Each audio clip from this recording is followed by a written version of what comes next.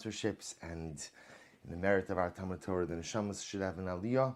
Those who require a refuah should Emirz Hashem have one together with Kol Chol Yisrael. And Halavai we shall be zocheh to celebrate many beautiful birthdays and milestones together for many years to come. And above with that, let us begin. So we have a beautiful daf ahead of us today. Today's daf is Pei, and we are picking up on Pei 80. We're picking up actually last three words on Ayin Tes on Beis 79b. So the Gemara quotes the Mishnah saying Dio Kedei Lichtos. So remember again, continuing in the Mishnah, which discusses the various amounts of different types of material that one is chayiv if they carry. Remember again, so we've already established that in order to be chayiv for hotzah, one has to carry not just any amount, but rather again a unit of chashivos, a unit of importance. So when it comes to dio, when it comes to ink, how much ink is considered to be chashiv? The amount necessary to write 2 letters. So says the Gemara, Tana, top of Pei, 80a. Tana, shtei osios bedio, ushtei osios bekolmos, shtei osios bekamon. So also, interestingly enough, you are chayiv if you carry enough ink to write 2 letters. Now this is true whether or not you have 2 letters worth of dio. Now dio, Rashi points out, is dried ink. So if you have 2 letters worth of dried ink, or shtei osios bekulmus, kulmus means that the ink is in the quill, or shtei osios bekalmarin. Kalmarin is the ink well.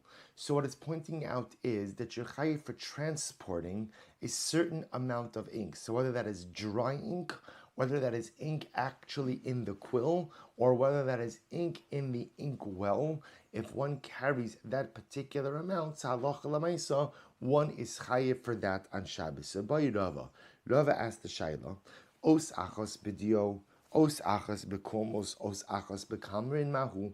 What happens? Rabbi says, now we've established that halacha l'maisa on Shabbos, if you carry out on Shabbos the amount of ink to write 2 letters. So whether again you're carrying out that ink as dried ink, whether you're carrying it ink absorbed into the quill, or whether it's ink in the ink well, one is chayiv for doing so. What happens, however, if halacha l'maisa you have 1 letter's worth of ink, dried ink, 1 letter's worth of ink in the quill, or 1 letter's worth of ink in the quill, and 1 letter's worth of ink in the inkwell.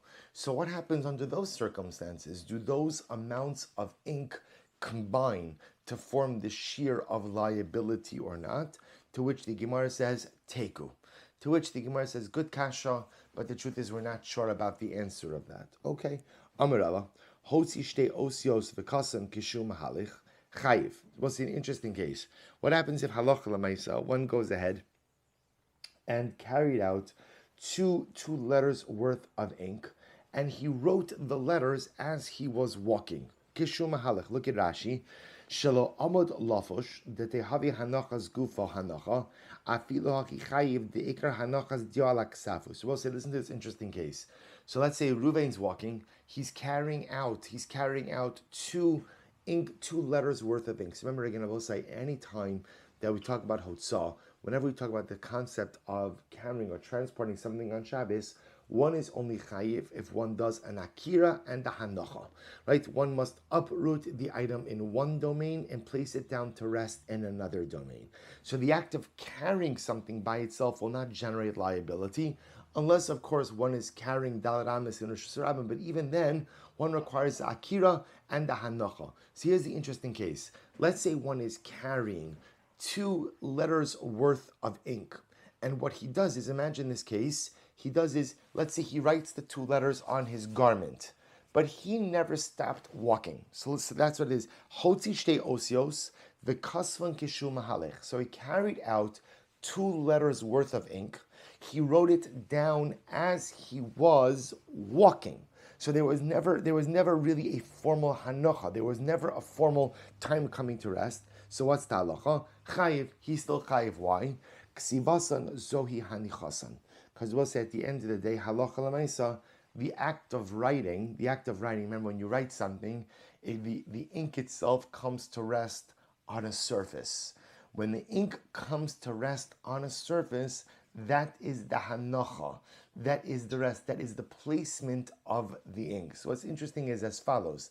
that ultimately, again, we view it that the ink has come to rest on the surface upon which it has been written, and therefore one is chayiv. V'amar Rava, hotzi os achas v'kasva, v'chazra v'hotzi os achas v'kasva pater. Listen to an interesting case. Rava says, what happens if one goes ahead and takes out enough ink for one letter? So let's imagine this scene. So Reuven goes ahead, takes out enough ink for one letter, and he writes it down. So hotzi os achas v'kasva, v'chazra v'hotzi os achas v'kasva. So we'll say, so instead of going ahead and halacha l'maisa taking out enough ink for two letters and writing them down, in this case, Reuven takes out enough ink for one letter, writes it down, then goes back and takes out, transports another letter's worth of ink, and writes it down. So what's the halacha? Pater. In this case, ultimately, again, he will be pater. Why? My taimo. But idna da'afka lebasraisa chasra le shiura dekamaisa. Because at the end of the day, at the time that he wrote down the second letter, the shir of the first letter was already deficient. What does this mean? Look at Rashi. Chaser shir dekamaisa kishemes yavsha nechsar hashir ulechigamra hotza debaina litzarfa ein kan shir beis yosef. So this is very interesting. The assumption is that wet ink has a larger volume than dried ink. So by the time ultimately, so therefore we'll say what happened in this case over here. Reuven took out the ink for letter number 1. So he took it out, wrote it down. Then he went back, got the ink for letter number 2, took it out, wrote it down. The Gemara assumes that by the time he wrote down letter number 2, the shear for letter number 1 had already diminished, and therefore he lacked the requisite shear for liability. Okay, obviously it goes without saying, in all of these cases, even if there's no liability, ultimately, again, the act is asa. So when we say that there's no liability, that might mean biblical liability. But lamaisa, again, what he's doing is certainly still going to be asr midrabanan. V'amar Rava, hotzi chatzi grogeres achos ve'nicha, v'chazer v'hotzi chatzi grogeres achos ve'nicha. So let's listen to this next case. Rava says as follows. What happens if a person, I will say normally the shear for food is a grogeres, right? If you go ahead and you transport ochlin, you transport food, and the volume of the food for which you are liable for transporting is the volume of a dried fig. That's the shear most times for food. So what happens if a person takes out a half a grogeres, right? A half a dried fig, and he puts it down, and then he goes back and he retrieves the other half a dried fig and brings it out. So we'll say, so in this case over here, let's just imagine for a moment, just to keep things simple, that what he's actually transporting is a dried fig. So he cuts the dried fig in half. He takes out half A, right? So we'll say, so imagine that the fig is sitting in Reuven's house. Reuven takes out half a fig, takes it out to the Rosh Hashanah, goes back and gets the other half a fig and transports it out to the Rosh Hashanah. What's the halacha? So Chazir goes, Rishona naasis kimisha kalta kelev, o shenisrafa upater.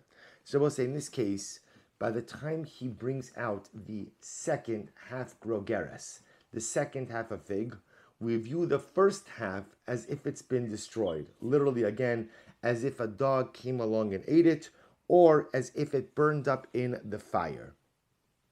So the Gemara essentially says, halacha l'maisa, we view the first half as if it's non-existent by the time the second half comes out. So the Gemara says, I don't understand. Va'amai, hamancha. So ultimately, why would I do that? I will say at the end of the day, remember, all of this is happening in one lapse of awareness, right? Reuven is going ahead and taking out half A, right? The first half, and then in the same lapse of awareness, he's bringing out the second half.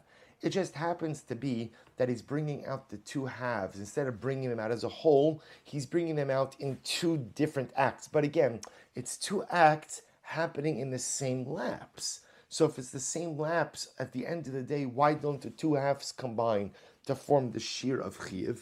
To which the Gemara Tzachikamer, this is what it means to say, Vim kadam ve'gbia rishona, kodem hanachas shnia. What it means to say is as follows.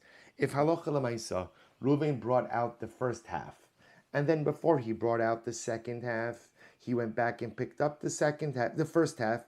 Im kadam v'gbia rishona kodam anachashnia, nasis rishona kemisha niklata osha nisrafa upater. So we'll say what it means to say is as follows: Inachinami, if you bring out two halves. So remember again, you have a dried fig.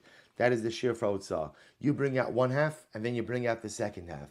But you bring out both of those halves in the same lapse of awareness. Now, it's two different acts of transport, but in the same lapse. Enachinami, if half number one is there at the time that half number two is brought out, they will be mitzdaref. They will be combined, and one will be chayiv.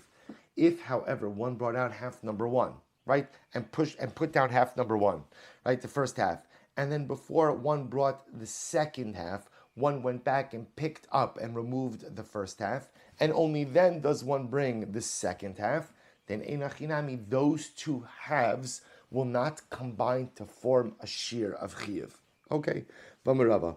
Hotzi chatzi grogeres v'henicha, v'chazar v'hotzi chatzi grogeres v'ha'ovira v'ha'evira derech aleh. So let's listen to this. Next case. So Rava says, if you brought out the chatzi grogeres, right, you brought out the half a fig and you placed it down, and then you went back and you took out another half a fig, v'ha'evira derech aleh, and you went ahead and you passed the second half over the first half. What's the halacha? Chayiv. So we'll see here this different case. So this case again, remember both sides. So sometimes you see these cases and you think to yourself, why? Right? Why would someone do something like this? Why? So remember again, we've been at this long enough to know that we don't ask the whys. A lot of times these cases are created by the Gemara in order to highlight and to really amplify, to really bring out principles. So in this case, something very interesting is happening.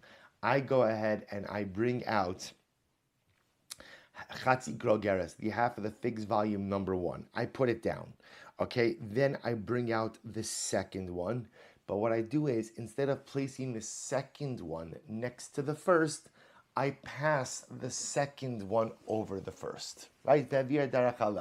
I pass the second one over the first. So what's the halacha in this case? The Gemara says, chayiv. The chayiv. But ask the Gemara, va'amai, halonach. Again, why should I be chayiv, Rabbi say? In this case, what's happened over here? I took out half number 1, placed it down. I brought out half number 2. And what did I do with half number 2? I passed it over half number 1. But why should I be chayiv for that? The only time I should be chayiv for half number 2 is when? Is if I place it down next to half number 1. In this case, I took half number 2 and I passed it over half number 1. So why should I be chayiv? To which the Gemara says, halonach, it never came to rest. Kigon she'avira derech toch shlosha. Oh, what's the case, Rabbi saying? I passed half number 2 within 3 tfachim of the ground where half number 1 is situated. So Rabbi say, remember again, we have a concept called lavud. Lavud means that when something is within 3 tfachim of the ground, it is considered to be at rest on the ground. So what's the case over here? The case over here is I went ahead and I put down half number 1 on the ground. And then I took half number 2. I passed it over half number 1, but half number 2 was passed over within 3 tfachim of the ground upon which half number 1 is situated. Well, once you're within 3 tfachim of the ground where half number 1 is situated, then guess what? That's called lavud, halacha l'Moshe Misinai. That is considered to be attached to the ground, and therefore it is as if both halves have come to rest in the very same place. Incredible. The Gemara says, V'amarava, toch shlosha l'Rabbanan tzarech hanocha agabe mashu. But we'll say, even according to the Rabbanan, passing something over within 3 tefachim of the ground only works if what? Only works if the item comes to rest in some way. Lokashya kan bezorek kan b'ma'avir.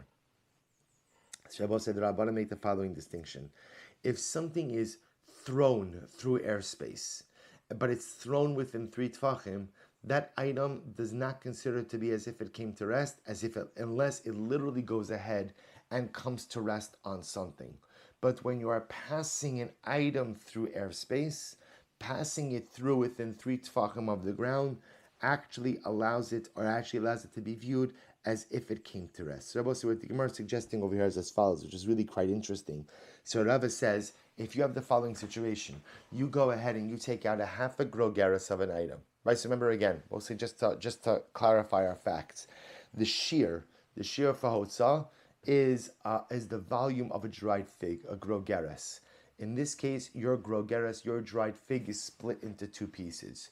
You take out half number 1, you take it from the Rosh HaYachid, and you deposit it in the Rosh HaRabim. Good, but that's all, not good, bad, but that's chazi share, that's only a half amount. Then what do? In this case, you're taking the other half, and you're literally walking outside with it, and you pass it right over the area where the first half is laying on the ground.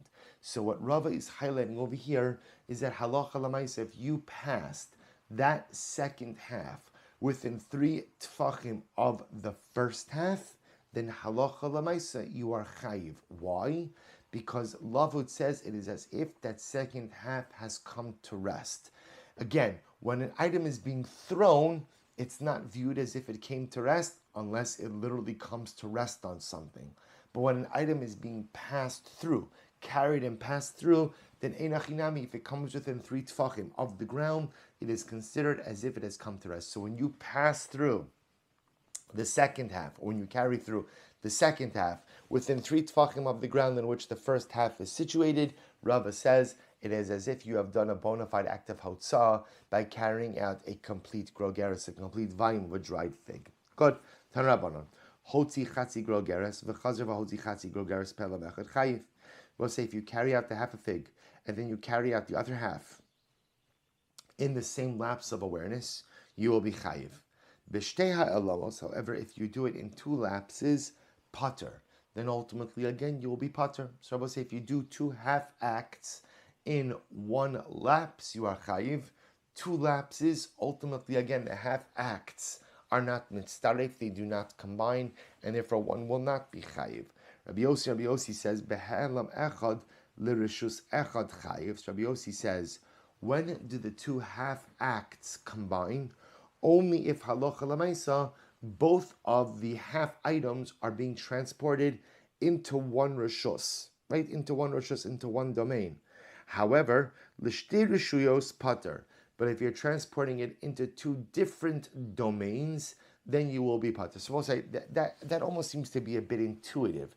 That ultimately, again, if I'm transporting 2 half dried fig volumes, right, the half a fig, and I transport 1 half into Rishus A and 1 half into Rishus B, so what the Gemara suggests, Rabbi Yossi is suggesting, is that Allah said they're not mitzaref, they don't combine.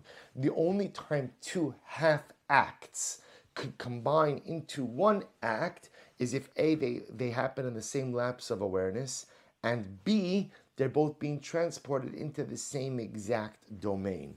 Amar Rava says, however, again, v'hu sheyesh chiv chatas beinehem.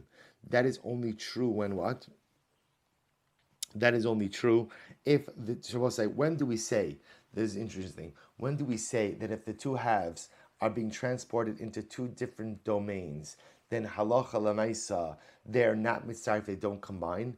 That's only if the 2 domains are separated by a chiyuv chatos, meaning if the 2 domains themselves are inaccessible to one another on a biblical level. However, aval karmel is low, but if the 2 domains themselves are not actually separated by a biblical prohibition, let's say they're only separated by a karmelis, which I will say is a rabbinic domain, then einachinami, the 2 domains are considered to be 1. So let me clarify this again. So essentially what Rabbi Yossi is saying as follows.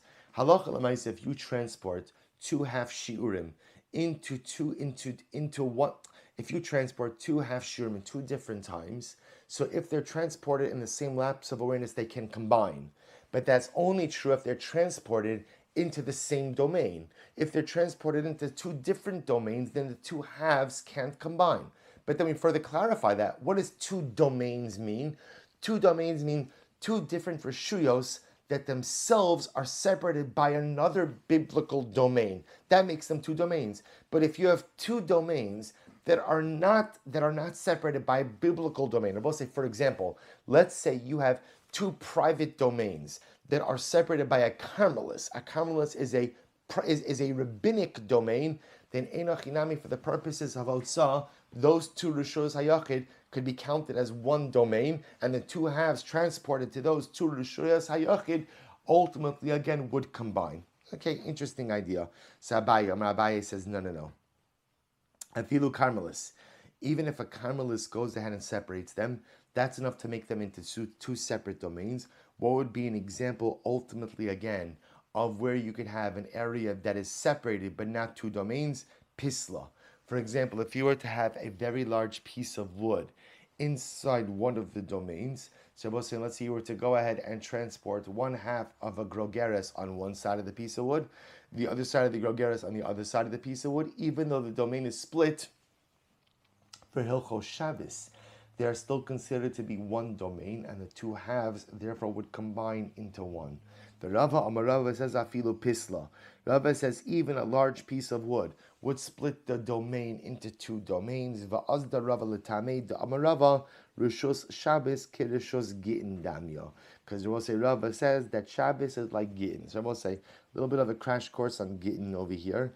The halacha is as follows. The Gemara Rashi points out that the Gemara Maseches Gittin says like this: that halacha l'maisa, if a man, let's say, gave his wife a chutzner, gave his wife a courtyard, in order for her to acquire her get. So what's happening over here is Reuven wants to divorce his wife. So Reuven doesn't want to give her the get himself. So what does he do? He gives her a courtyard. And he says, I'm going to throw the get into the courtyard. And when the get falls into the courtyard, because you own the courtyard, ultimately, again, you'll acquire the get. Okay. Well, let's say, again, in the courtyard is a large piece of wood. And when Reuven throws the get doesn't land in the courtyard. Rather, it lands on a large piece of wood. So what I say, so the halacha is she's not divorced. Why? Because we assume that Reuven only rented her the courtyard, did not rent her the domain of the piece of wood. So Rava says just like a large piece of wood is not considered to be the same domain for Gittin, so too it wouldn't be considered the same domain for Shabbos. So what I say, so according to Rava, even in the same Rishus, if you were to go ahead and place one half of Kizayis on the ground and another piece of Kizayis on the piece of wood, even though they're in the same domain, they do not combine. Okay. Shabbos say ultimately again. So interestingly enough, the way the Rambam actually accepts this halacha is like Rabbah, namely that halacha l'maisa, if you transport two halves in one lapse of awareness, they have the ability to combine into one shear, into one amount of chiyuv. But that is only assuming that that you've transported them into the same domain. But technically speaking, even if they're in two different reshuyos, as long as there is no biblical reshus in between them, they are considered to be the same domain for the purpose of tziruf, for the purpose of combining for the shear of chiyuv. Okay, so the Gemara goes weiter. Kichol kedei lichol ayin achas. Remember again, if a kichol literally again is like is eye makeup. Eye makeup. So how much eye makeup are you chayiv for going ahead and transporting on Shabbos? Enough to paint one eye. Enough to paint one eye. So if you carry out enough kichol to paint one eye, you'll be chayiv on Shabbos. Ayin achos halokachi. I don't understand. When a woman puts on eye makeup, no woman puts on eye makeup on just one eye. She always goes in and puts on enough for two eyes. So if that's the case, again, why would one be chayiv just for carrying out enough makeup for one eye? Amrafuna shekin snuos kolklos ayin achos. It's very interesting about say, because apparently the very modest women only would apply eye makeup to one eye. Now what's the pshat here? Look at Rashi. Snuos shaholchos muutafos ve'in magalos ela ayin echad liros v'kochalasos. So we'll say, interestingly enough, so apparently, the mode of dress was very modest women would essentially cover their faces. Like a burqa, they would cover their faces, but the only thing they would keep uncovered was one eye. So again, the tznuos used to go ahead and apply eye makeup only to one eye. So therefore, that's the shear. Remember, we'll say, whenever we see out for Hotzah, whenever we're trying to figure out how much you have to carry of a particular item in order to be chayiv, so remember, again, we're looking for a unit of chashivos. What is considered to be important? So because, again, the tznuos, So because ultimately the very modest women would only apply eye makeup to one eye, so if you carry out the amount of eye makeup for one eye, you're chayiv on Shabbos. Meisvei Rabbi Shimon Elazar Omer kichol. So we'll say. So Rabbi Shimon Elazar says as follows: kichol. Now, we'll say interestingly enough, this thing called kichol served a dual purpose.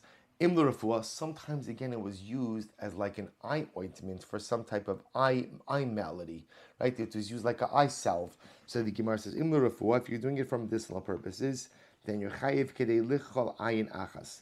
Then you're chayiv if you carry out enough to apply to one eye. Imlu kashet, and if ultimately again it's the type of kachol that's used for makeup purposes, bebeis einayim, then you're only chayiv if you carry out enough for two eyes. So you see from here that what? The shear for eye makeup is not one eye. The shear for eye makeup is two eyes. To which the Gemara says, who is that referring to? That's referring to village women. Not the village people, but rather, again, village women. So we'll say, so interestingly enough, so remember, again, village women, the Gemara says, this is actually quite interesting. So we'll say, people who lived in smaller towns had different standards of tznius. See, apparently, again, in the bigger cities where there was more immorality that happened, the standards of tznius were much stricter. In the smaller villages, where again, there Baruch Hashem, there wasn't as much immorality, there were different standards of tznius. So apparently, again, in larger cities, it was common for a woman to cover her face except for one eye. Therefore, in the larger cities, the shear for kichol was for one eye.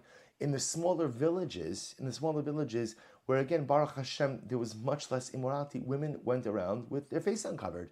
So because of that, the shear for eye makeup in the villages was two eyes. So interesting. So we'll say, so again, this goes to the general theme, which is really quite fascinating, which is, even though in halacha in general, whenever we could find objective measurements, that's always what we look for.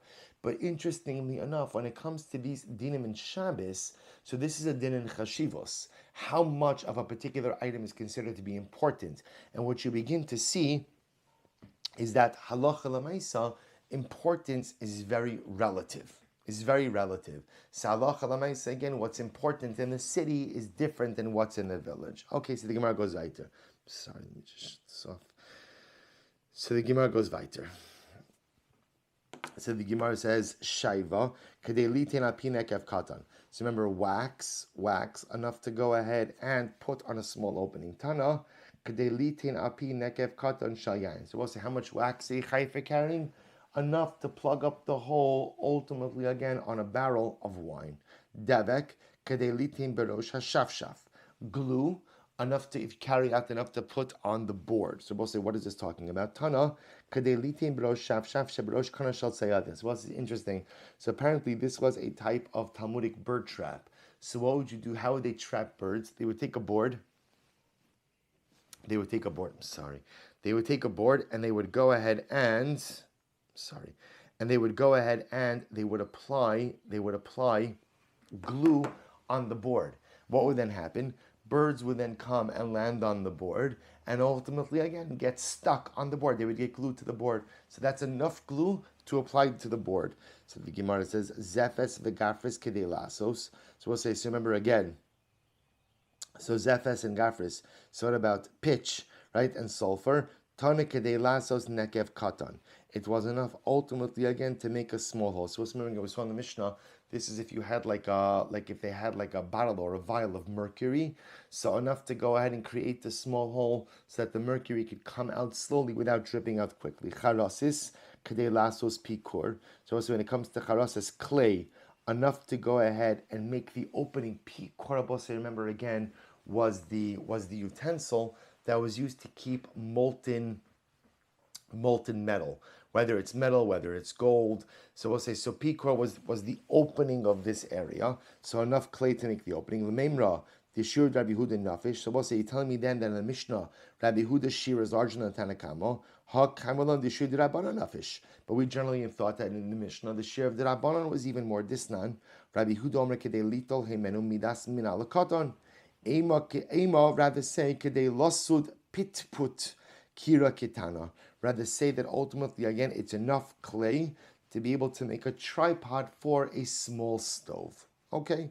Subin kedei liten api korshal tzarfezav. So we'll say bran, enough to put on the opening of the cauldron for those who smelt gold. Amid beis.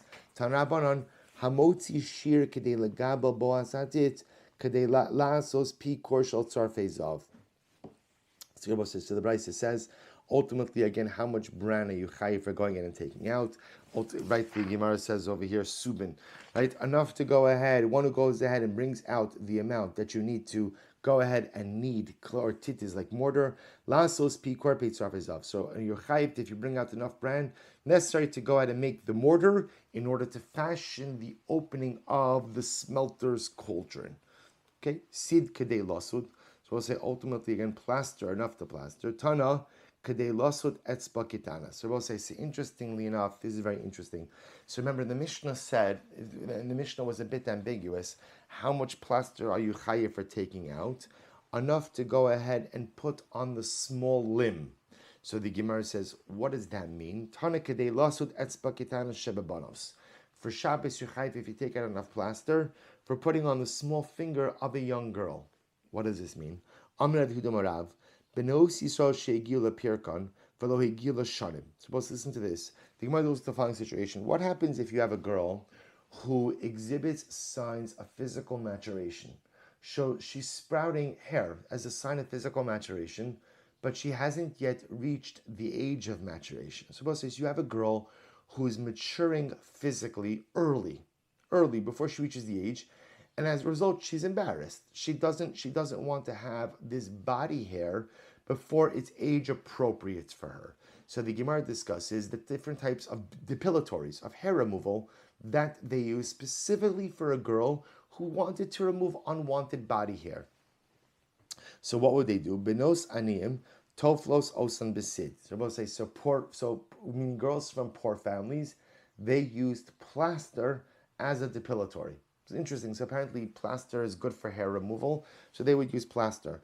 Benos ashirim, rich girls, toflos osan besolas, they would use fine flour. So apparently, again, putting on fine flour also works as a depilatory. Benos malachim, royalty, toflos osan beshemen hamar. They would use myrrh oil. Again, we'll discuss Shenemar. Shisha Chadashim b'Shemen Hamor. My Shemen Hamor. We'll say, what is Shemen Hamor? Rav Huna Bar Chia Amar Sateches. Okay, it was this type of oil. So they used this Sateches oil, Shemen Hamor, and ultimately, again, it would be able to go ahead and remove hair. So we'll say, interestingly enough, that's what the Gemara says. When we say enough plaster to put on a small limb, what it's saying is essentially enough plaster to use as a depilatory, so to use as hair removal. Rabbi Yirmiyah bar Abba Amar, Shemen Zayish Levieshlish. Ultimately, again, what's Shemen Amar? It's olive oil from olives that have not yet reached 1/3 of their maturity. So apparently, again, very high quality olive oil. Time Rabbi Yehuda Omer, Pinknon. And pikinon shemenzai shelo hebiyashlish. And pikinon is olive oil. Shelo hebiyashlish means that comes from olives that have not yet reached 1/3 of their maturity. So the Gemara says, "V'lama sachin also."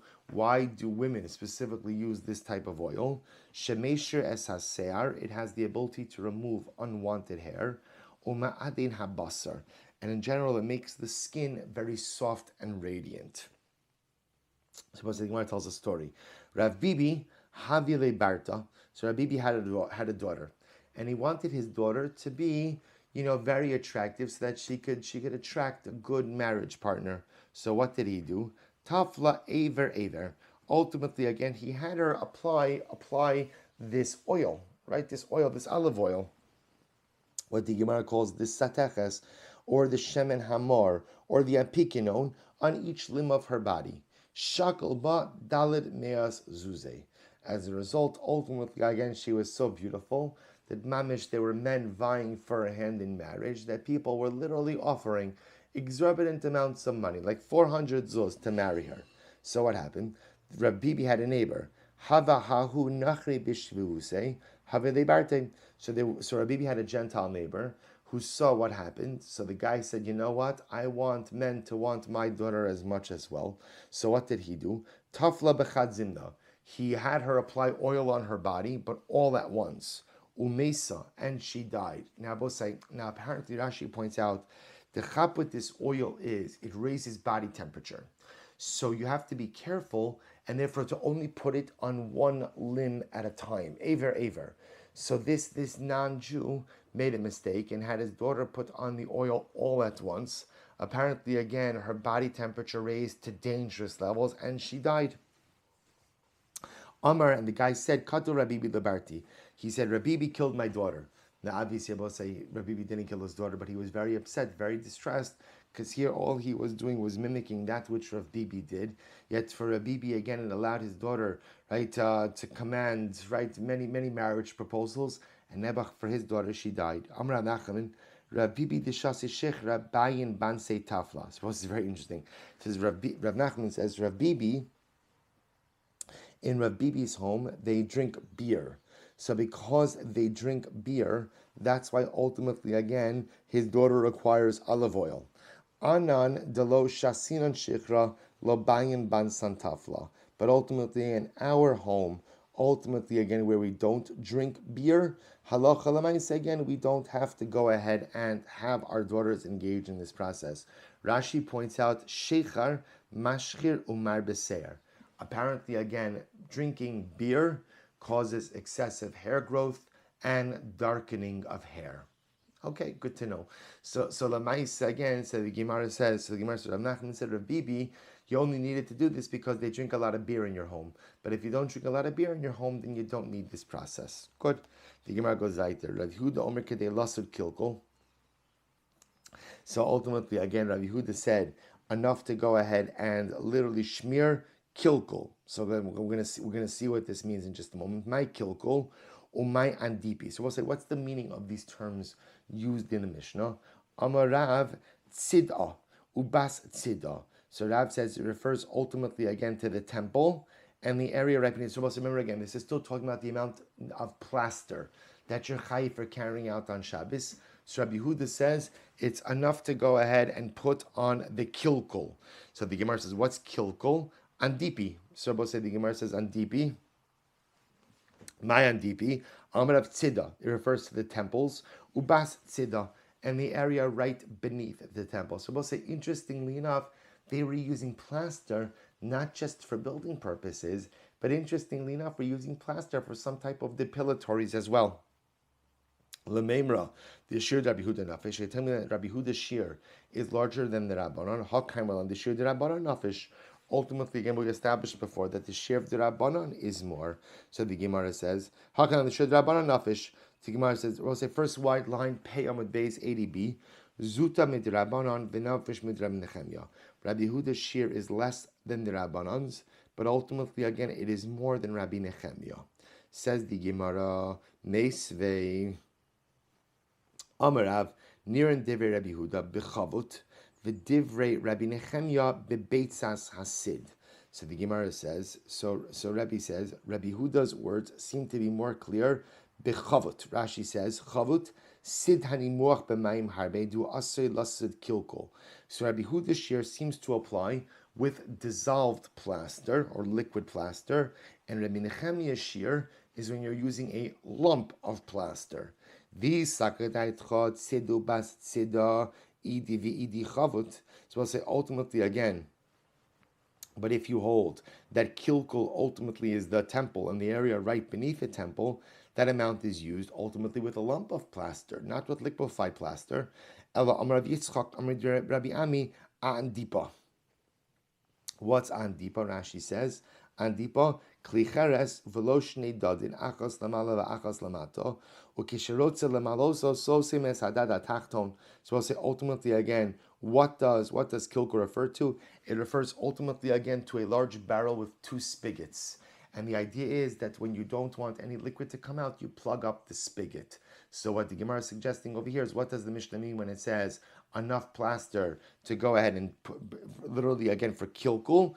Kilkul means enough plaster to plug up the spigot. Maskif Rav Kahana.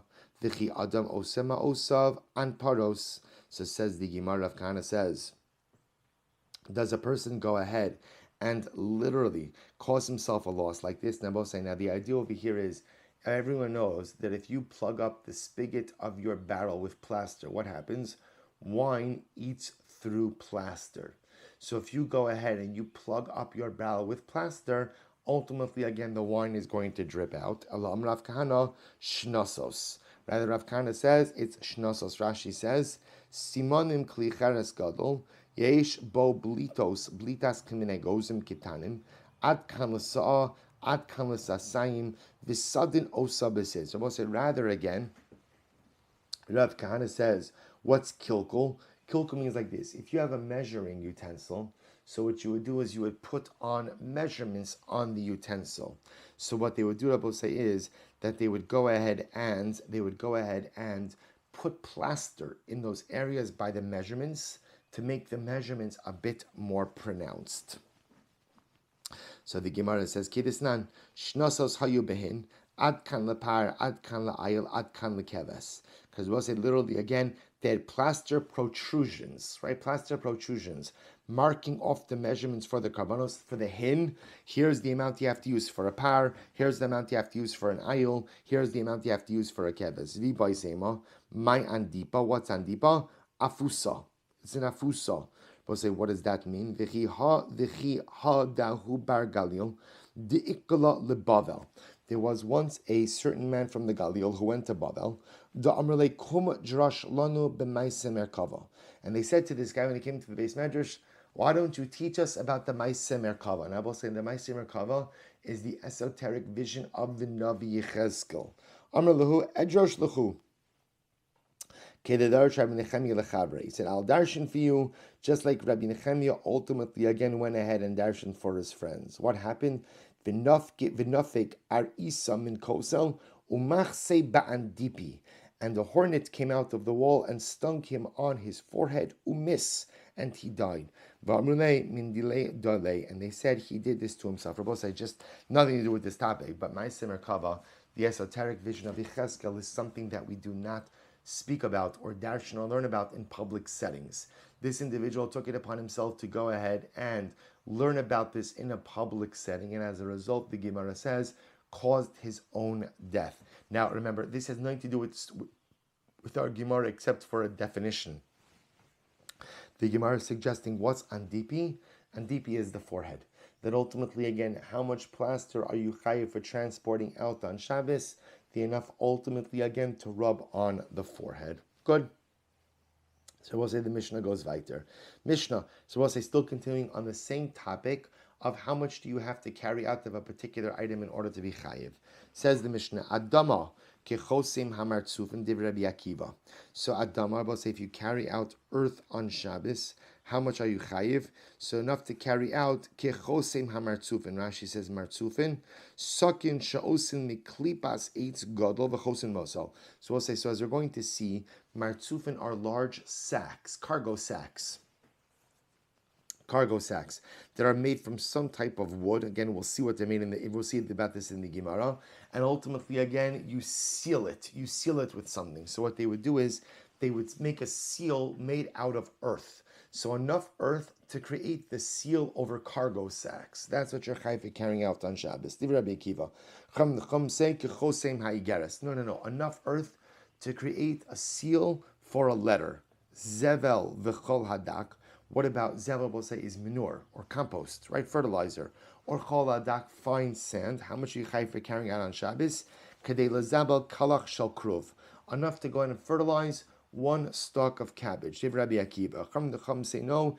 Kadei lazabel kresha. Enough to fertilize one leek. Chol hagas. What about thick sand or coarse sand? Kadei litain amale kaf sid. So what's interesting? Coarse sand is enough to place, literally, say, on a trowel of plaster. But say, when you take plaster, you still do this today. If you take plaster, so you take plaster on a trowel. I don't know what the right. It's like a flat shovel. I don't know if that's the right thing, right? And you literally you take a thing, you take an amount of plaster and you smooth it out. That's called a trowel. learn new things every day. So I'll say, so what they used to do is with plaster, they would mix in coarse sand. That's what you mixed into plaster. So how much coarse sand are you chayiv for transporting on Shabbos? Enough that you would put on a trowel of plaster. Kana, what about a reed? Kadei lasos kulmus. Enough to go ahead and make a quill. So if you carry out the reed enough to make a quill, you're chayiv on Shabbos. Vim haya ava, but if the quill was if the reed was thick, o merusas, or it was cracked. So I will say apparently for a quill you could only use a thin reed. So if the quill was thick or the quill was cracked, in which case it cannot be used. If the reed was thick or the reed was cracked, in which case it could not be used for a quill. So how much of that reed, how large of a reed would you be chayiv carrying on Shabbos? A large enough reed that could be used as fuel to go ahead and cook an easily cooked egg, trufa, that's already beaten, v'nusuna ala ilfas, and put in the pan. So I will say, if the reed is large enough that could be used for the fuel to go ahead and cook an egg, the type of egg which is easily cooked, that is already cracked, beaten, and put in the pan ready to be cooked. If you carry out the reed that is large enough to cook such an egg, you're chayiv on Shabbos. Good. Let's go back. This says the Gemara. Al molei kafsid. Remember again, halacha lemaisa for carrying out coarse sand. Right? Al kafsid. So the Gemara says Tana kadei litin api kaf shel saydin. We'll say how much coarse sand are you chayiv for carrying out? Enough to put on a trowel, right? On a trowel of plaster. So man Tana. Who is the opinion who says that sand is good for plaster? The Sanya lo yasud adam es beiso besid ela imkin eruv bo teven ochol. This is actually very interesting. The halach is the Brisa says, the Gemara Mesechus Tainis, right? That ultimately that a person is also babas. The Gemara quotes over here that a person is not permitted to go ahead and plaster his home with regular plaster. Now, we'll say, this is one of the takonos, one of the enactments Rashi points out. Rashi says, one of the enactments that was enacted after the Beis HaMikdash was destroyed is that you should not plaster your home with white plaster. They had this beautiful white plaster they used to use. So the Gemara says, as one of the signs of mourning for the Beis HaMikdash, we don't use this beautiful white luminescent plaster. Rather, what do you have to do with it?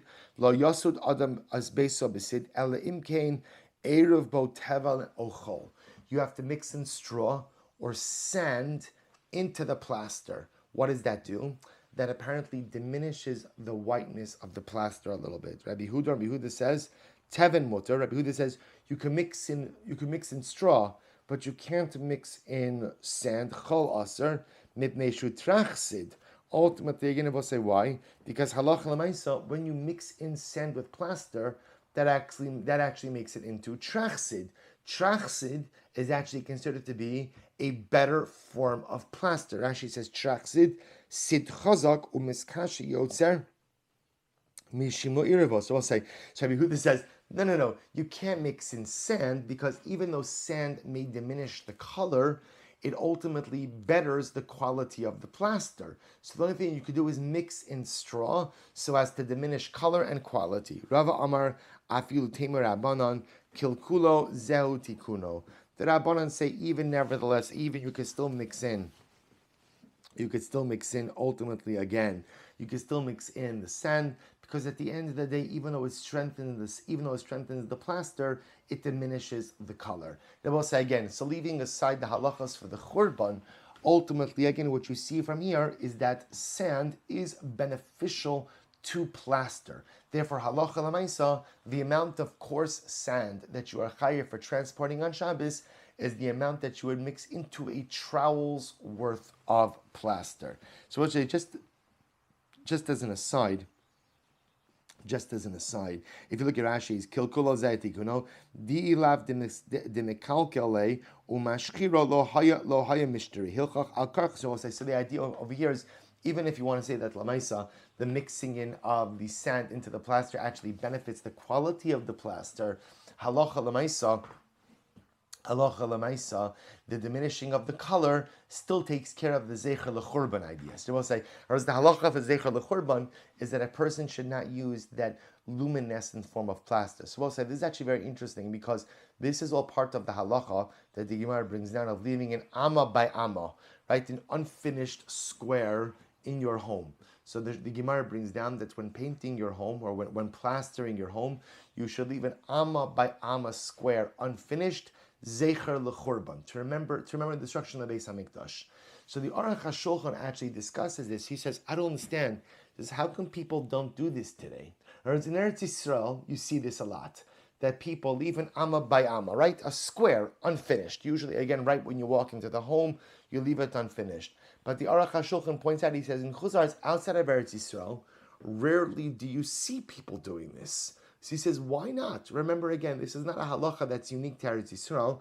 If it's not unique to Eretz Yisrael, so why don't we do it in Chuzar? So interestingly, after Aruch HaShulchan says, he posits that this halacha of leaving in one amma by one amma square unpainted was a din in this special type of bright white plaster. He says that's when there was an obligation to leave a square unfinished, only with this beautiful white type of plaster. He says today we don't have this type of white plaster, or even if you do, people very often don't use it in their homes. He said because of that, that's why people don't usually use the one amma by one amma square unfinished. It was very interesting. See, links the two. The leaving the square unfinished was dafka a din in the beautiful white luminescent plaster.